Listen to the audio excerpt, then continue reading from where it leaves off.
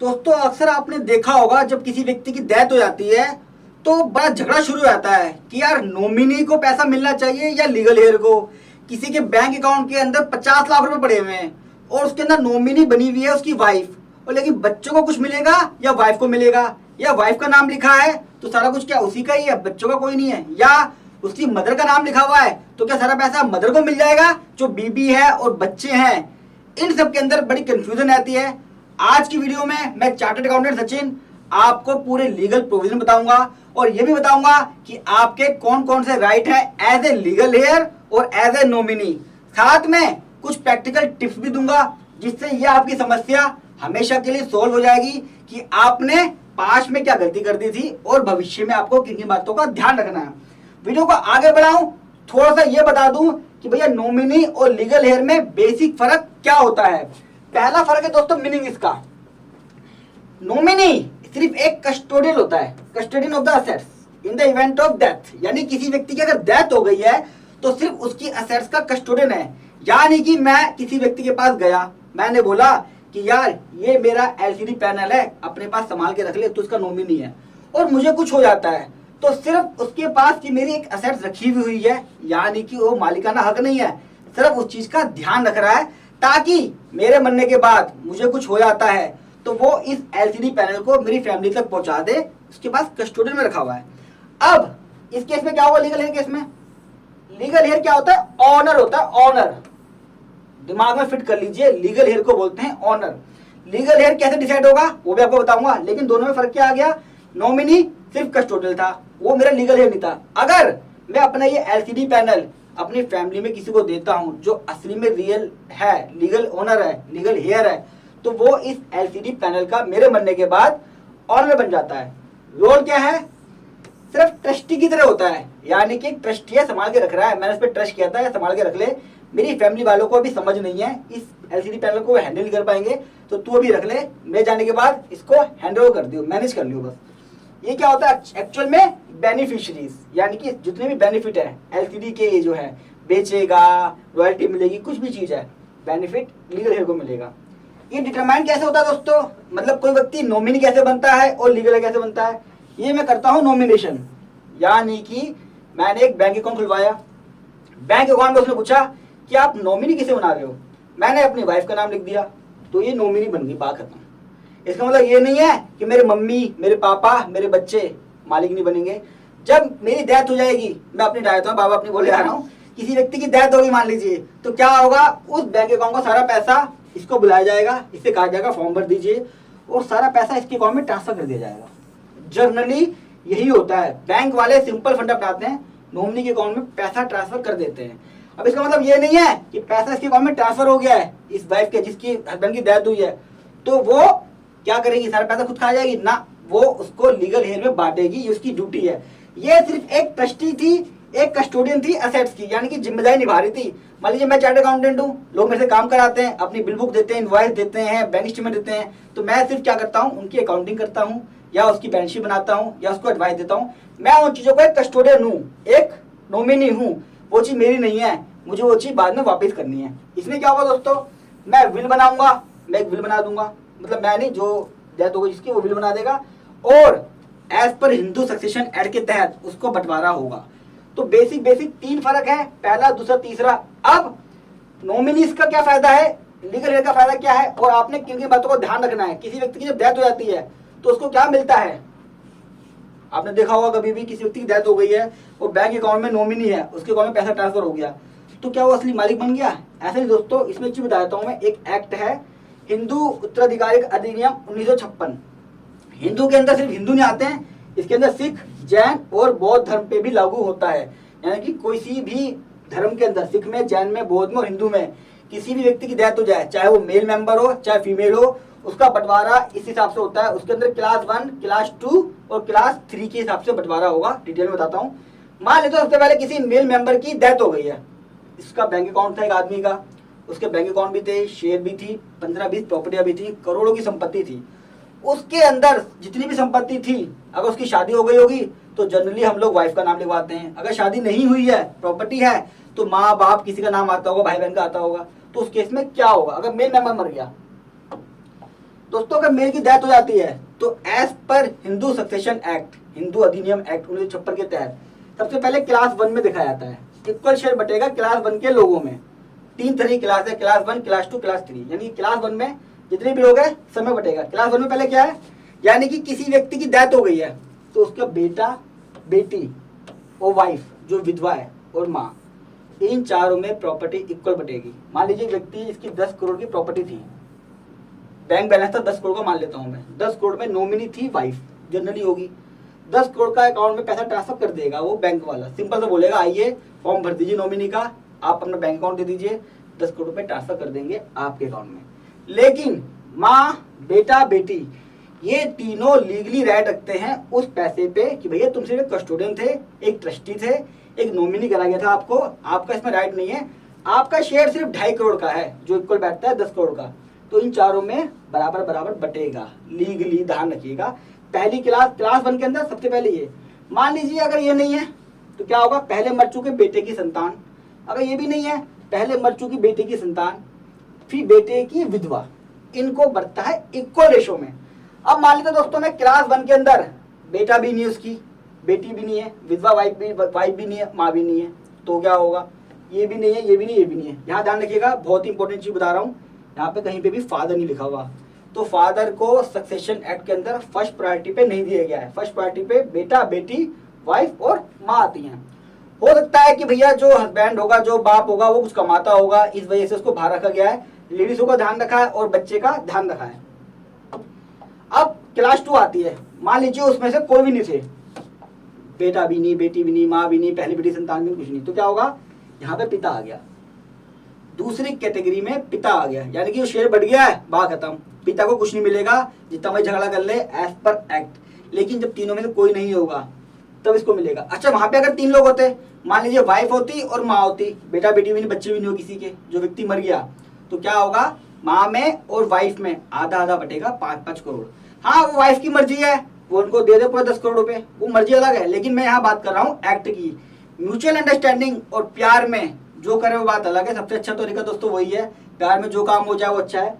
बेटे व बेटी का बेटा, बेटे व बेटी का, दोनों को बोल रहा हूँ, बेटे या बेटी का बेटा, यानी कि बेटा भी नहीं था, बेटी भी थी, लेकिन उनके बच्चे थे तो उसको मिल जाएगा। बेटे व बेटी की बेटी, यानी कि यहाँ पे बेटा था, उसकी बेटी का भी हक हो गया। भैया मान लीजिए बेटा बेटी नहीं थे, उसके बच्चे है, बेटा है बेटी है, उसको मिलेगा, भाई को मिलेगा, बहन को मिलेगा। यहाँ पे थर्ड कैटेगरी, यानी कि क्लास 1 के बाद क्लास 2 में भी ये नहीं है, उसके बाद ये है तो आएंगे, यानी कि भाई बहन कब आते हैं, 5वें नंबर पे। यानी कि किसी व्यक्ति की डेथ हो गई है, उसकी वाइफ भी नहीं है, माँ भी नहीं है, बाप भी नहीं है, बेटे और बेटी की बेटी भी नहीं है, ना उनका बेटा है, तो क्या होगा, जो उसके भाई बहन होंगे उनको हिस्सा मिलता है। अगर भाई बहन भी नहीं है तो भाई की संतान मिलेगी, अगर भाई की संतान भी नहीं है तो फिर बहन की संतान को मिलेगा। यानी कि बिल्कुल सेकंड चल रहा है, भाई बहन को मिलेगा, भाई बहन नहीं है तो भाई की संतान, भाई की संतान नहीं है तो फिर बहन की संतान, उसका बेटा हो या बेटी हो, कुछ भी हो चलेगा। अब क्लास 1 में भी कोई नहीं था जो व्यक्ति मर गया, क्लास 2 में भी कोई नहीं है, मतलब पता नहीं क्या सोच के आया बेचारा, किस्मत खराब होगी उसकी, उसे नहीं मिल पाया। अगर दोनों क्लास में कोई भी नहीं हुआ तो क्या होगा, गोत्र में जाती है, यानी कि बिरल रिलेशन में संपत्ति जाती है, जिसका सबसे ज्यादा झगड़ा होता है। अब बिरल रिलेशन में तो बहुत लोग आते हैं, आप कहेंगे किसको दिया जाएगा, तो दोस्तों जो सबसे ज्यादा क्लोज होता है बिरल रिलेशन में वही आता है। अगर कोई भी बिरल रिलेशन में ना हुआ तो सरकारी संपत्ति को चली जाएगी। इसीलिए जब ज्यादातर झगड़े होते हैं संपत्ति को लेके बिरल रिलेशन में, तो केस सोल्व नहीं हो पाता और वो संपत्ति सरकार को टेक ओवर कर लेती है। तो इस तरीके से जो क्लास 3 में आती ही चीज आती है, क्लास 1, क्लास 2 और फिर क्लास 3। क्लास 3 के अंदर क्लास 1 क्लास 2 नहीं है, गोत्र में जाएगा, गोत्र में भी नहीं है कोई, तो आपका क्या होगा, फिर आपका सरकारी संपत्ति में स्वाहा, मतलब आपस में लड़ाई करते रहो, क्या होगा दोस्तों, यही होगा, चला जाएगा। मेल मेंबर की केस मैंने बता दिया कि मेल में उसकी माँ, वाइफ, बेटा बेटी में कुल बटेगा। अगर किसी फीमेल मेंबर की डेथ हो जाती है, भाई हिंदू है, बौद्ध है, सिख है, जो मैंने शुरू में बताया, तो उसके भी लगता है, मेल मेंबर पे भी लगेगा।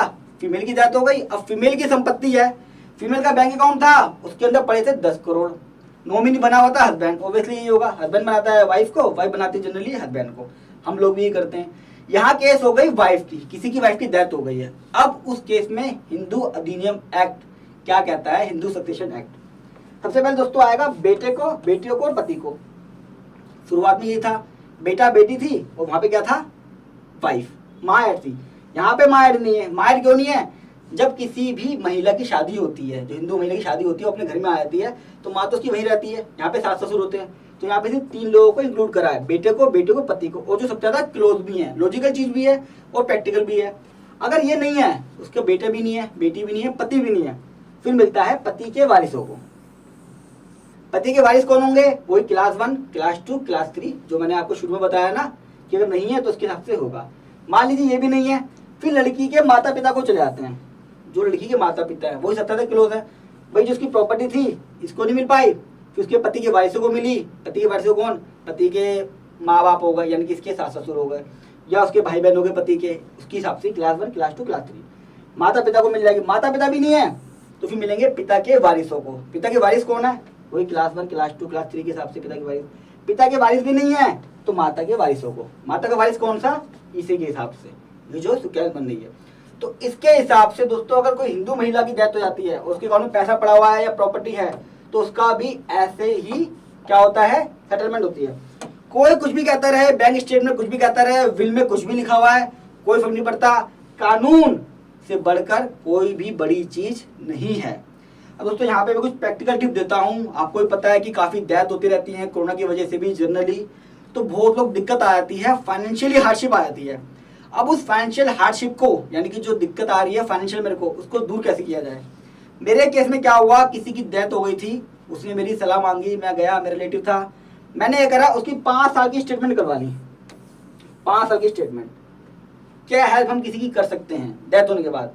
मैंने उसकी 5 साल निकाल ली स्टेटमेंट और मैंने उससे बोला कि इसको अकाउंट को बंद मत कराइयो भाई। उसने बोला क्यों ना बंद कराऊं, अब तो डेथ हो गई यार, पैसा पड़ा हुआ मुझे निकलवाना भी है, निकलेगा तभी जब मैं डेथ सर्टिफिकेट दूंगा, और डेथ सर्टिफिकेट आने के बाद ही पैसा अकाउंट में आएगा। तो मैंने उसको एडवाइस करी कि ATM से निकाल ले अभी, या थोड़ा रुक जा। क्या होता है, कई बार हमें पता नहीं होता, चेक आने होते हैं, कुछ आना होता है, उस व्यक्ति डेथ तो हो गई है, अब आधार कार्ड, पैन कार्ड कुछ भी चेंज नहीं होगा, तो जो चेक आएगा वो डालू कहाँ से। इसलिए मैं हमेशा कहता हूँ कि कम से कम 2 बैंक अकाउंट जरूर खुलवा के रखने चाहिए अपने, एक सरकारी में और एक प्राइवेट में। तो 5 साल की बैंक स्टेटमेंट उसकी निकलवा लीजिए। 5 साल की बैंक स्टेटमेंट जो मैंने करा प्रैक्टिकली, मैंने देखा उसकी पेमेंट एक्चुअल में कहाँ कहाँ गई हुई है। मुझे क्या पता चला कि उसका हर महीने 5,000 रुपये PF करता है, PPF। तो मैं समझ गया, मैं उसको लिखवाया, मैं कहा लिख भाई इसकी PPF की स्टेटमेंट भी होगी। हमने बैंक में आके पता करा, उन्होंने बोला हाँ PPF खुला हुआ है, अकाउंट नंबर ये लिखा हुआ है स्टेटमेंट में, PPF की स्टेटमेंट हम आपको दे देंगे, उसके अंदर 2.25 लाख रुपये पड़ा हुआ आपका। एक बैंक स्टेटमेंट से पिछले 5 साल की निकालने से मुझे PPF का पता चल गया। मुझे दिखाई दिया कि उसके अंदर 70,000 रुपये की हर साल LIC की किस्त जाती है। मुझे नहीं पता था, उसमें नंबर कुछ नहीं आ रहा था। LIC का कोई रिकॉर्ड भी नहीं मिला हमें, क्योंकि लगते हैं लोग ऑनलाइन पे कर देते हैं, नहीं रखते रिसिप्ट के, ऑनलाइन होगा देख लेंगे। कुछ लॉगिन भी बना होगा LIC का, वो भी नहीं पता क्योंकि आदमी चला गया है। जब चला गया तो सारी चीजें एस्टिमेशन लगानी पड़ती हैं। लेकिन LIC की जो रिसिप्ट आई उसके बेस पे मैंने पता करा कि भैया कौन कौन आपके घर में एजेंट हैं। दिमाग लगाना पड़ता है दोस्तों। उसने कहा हाँ जी LIC वाला वो बंदा है। तो हमने उनको फोन करा, हमने कहा कि आप इनकी LIC करा रखी हो? उसने कहा हाँ जी मैंने इनकी 60,000 रुपये की हर साल की LIC करा रखी है, 8 लाख रुपए का सम इंश्योर्ड है। क्या बात हुई? हमने कहा डेथ हो गई है। उसने कहा हाँ पॉलिसी नंबर मेरे पास है, बॉन्ड सब मैं बनवा दूंगा, एफिडेविट लगवा दूंगा या आपको दिलवा दूंगा। उस हेल्प से हमें उनका पैसा ये भी मिला। छोटी ट्रिक है, आप मेरे से पूछ लेना कोई हेल्प चाहिए अगर तो, क्योंकि ऐसी चीज में दोस्तों मैं हमेशा खड़ा हूँ आपकी हेल्प करने के लिए। लेकिन आपको ट्रिक बता रहा हूँ, उस 5 साल की स्टेटमेंट में जितनी भी पेमेंटें हुई हैं, आपको लगता है कि इन्वेस्टमेंट पर्पज से है, कोई शेयर मार्केट में पैसा लगा है, कोई PPF में लगा है, कोई LIC में लगा है, किसी बंदे को मोटी पेमेंट दी हुई है, आप उससे बात करके इस बारे में पता कर सकते हैं कि भैया पैसा कहाँ कहाँ गया हुआ है। अगर कैश में ट्रांजेक्शन कर रहे हो उसका तो कोई रिकॉर्ड नहीं है, लेकिन बैंक से जो भी पेमेंट्स हुई हुई है वो भी पता चल जाता है। साथ में वो व्यक्ति जहाँ जॉब कर रहा है, दोस्तों बहुत इंपॉर्टेंट पॉइंट है, जहाँ वो जॉब कर रहा है वहां पे किसी एम्प्लॉय से जरूर कांटेक्ट करिए। ये पता करिए कि आपकी कंपनी में कौन कौन सी स्कीम्स हैं जो जिस व्यक्ति को मिलनी थी वो रह गई या मरने के बाद मिलती हैं। जैसे इस केस में जो आपको बता रहा हूँ प्रैक्टिकली, जब मैंने पता करा तो उसने बोला कि सर एक ना वो मिलना था, ग्रेचुइटी ड्यू थी, वो हमें किसी को भी नहीं मिली हुई, 19 लाख की है, अब मिलने वाली है, सरकार ने रोकी हुई थी किसी वजह से, 7th पे कमीशन नहीं आया था, अब 7th पे कमीशन आ गया है तो सब व्यक्ति को मिलने वाली है, उसके लिए आपको एप्लीकेशन डालनी पड़ेगी। तो हमने बताया कि भैया डेथ हो गई है, तो उसने कहा फिर लीगल हेयर इसकी एप्लीकेशन डाल देगा। 19 लाख का फायदा हो गया एम्प्लॉय के पास जाने से। उसने ये भी बताया कि 7th पे कमीशन की वजह से एरियर बन गया है पिछले 5 साल का, वो भी मिलेगा, आप उसकी एप्लीकेशन भी डाल दीजिए। अगर हम उस व्यक्ति के पास नहीं जाते तो हमें वो कुछ भी नहीं बता पाता, कंपनी में जो पैसा देना था कंपनी कभी अपना आप देगी नहीं जब तक हम अप्लाई नहीं करेंगे। तो कम से कम उसके पास जाके जिस भी कंपनी में काम कर रहा था आप जाके बात कर लीजिए कि क्या क्या फायदे थे जो मिलने हैं बाकी एम्प्लॉइयों को, और डेथ के बाद क्या क्या प्रोसीजर है, मिल जाएगा। किसी को अपॉइंट कर लीजिए, आप पढ़े लिखे नहीं है, किसी को अपॉइंट कर लीजिए, बता दीजिए, आपकी हेल्प कर देगा। मुझे बता दीजिए फोन पे, मैं आपकी हेल्प कर दूंगा।